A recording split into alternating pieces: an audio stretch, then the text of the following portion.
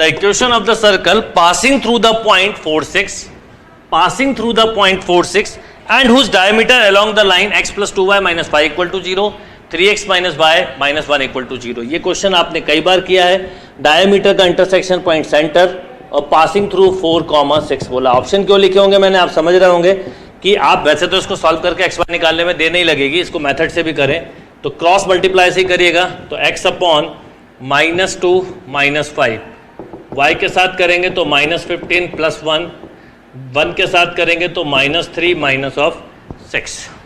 यानी बेसिकली देखिए क्या हुआ, x के साथ किया तो -2 -5, y के साथ किया तो -15 प्लस ऑफ 1, ठीक है, और इसके साथ किया तो -1, सॉरी ये -1 लिखना था, -1 एंड -6. तो x अपॉन कहीं लिखने में मिस्टेक हो जाए तो ध्यान रखिएगा, -14 1 अपॉन -7.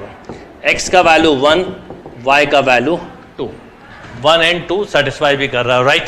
अब एक तरह से सेंटर 1 1 हो गया, 1 2 हो गया, और रेडियस कितना है वो बता देते हैं. 1 2 होने से क्या होगा, ये x - 1 का स्क्वायर, तो ये आपको ये आंसर मिल गया. देखिए खत्म, यहीं कहीं क्वेश्चन खत्म. कैसे, क्योंकि आपको पता है x - 1 का स्क्वायर y - 2 का स्क्वायर इक्वल टू रेडियस का स्क्वायर. तो इससे -2x मिलेगा, -4y मिलेगा, ये एक ही में है, इतने में ही क्वेश्चन खत्म. 3x - 3 upon √2x - 4 -√2, right. सबसे पहले तो आप इसमें हॉस्पिटल भी लगा सकते थे. 3 रखे तो 3 - 3 0, 3 रखा तो 6 - 4 √2. पर इसके अलावा हम सबसे अच्छा तरीका ये भी यूज़ कर सकते थे कि हम इसको रैशनलाइज कर दें. तो रैशनलाइज करते तो क्या आता, 3x - 9 अपॉन, समझिएगा इससे भी रैशनलाइज करते तो ये आता 2x - 4 -2.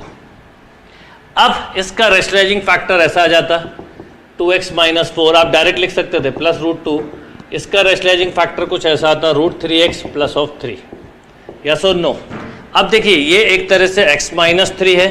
अगर यहाँ ध्यान दें तो ये 2 कॉमन ले लूँ तो दिस इज ऑल्सो x - 3. जो रिस्पॉन्सिबल फैक्टर था वो कैंसिल हो गया, यहाँ पर 3 रखा आपने, तो 6 - 4 √2 यानी 2√2. यहाँ पर आपने 3 रखा तो 9 का स्क्वायर 3 + 3 6. Question solve.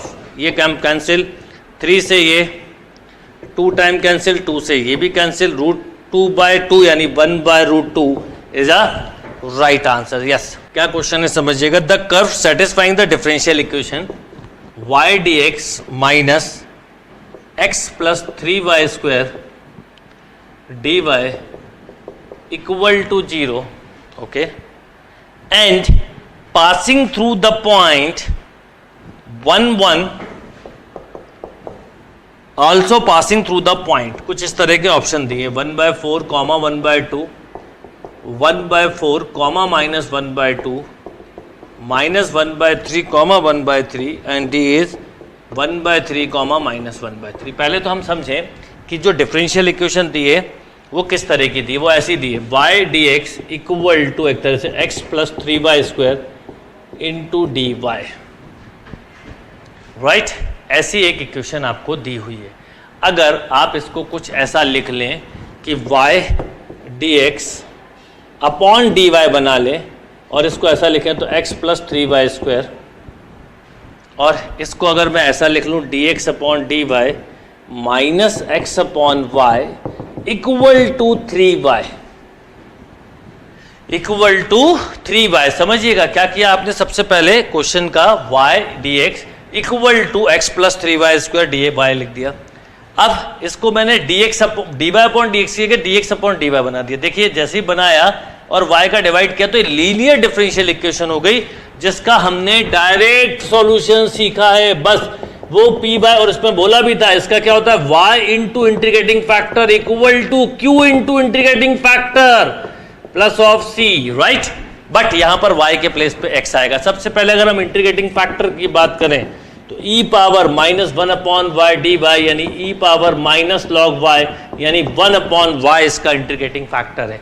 सॉल्यूशन क्या होगा, x upon integrating factor equal to q into integrating factor y से y भी कैंसिल.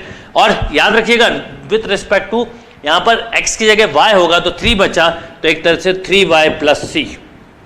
या ऐसा भी बोल सकते हैं आप। अब देखिए पासिंग थ्रू 1 1 बोला है, आप मेंटली बता सकते हैं, यहां पर 1 रखा तो 1, ये 3, तो C की वैल्यू कितनी आ गई, -2। तो इसका मतलब ये जो कर्व है वो कुछ ऐसा है, x = 3y² -2y, -2y, या ऐसा भी बोल सकते हैं, या ऐसा ही लिखा रहने दें। अब आप इसमें कौन सा अगला पॉइंट सेटिस्फाई कर रहा है वो चेक कर लीजिए, आपका आंसर आ जाएगा। जैसे अगर मैं मान लीजिए थोड़ी देर के लिए a करेक्ट मानूं, तो y की जगह मैंने रखा 3/4 -1, 3/4 -1, तो ये नेगेटिव -1/4 आ रहा, रिजेक्ट।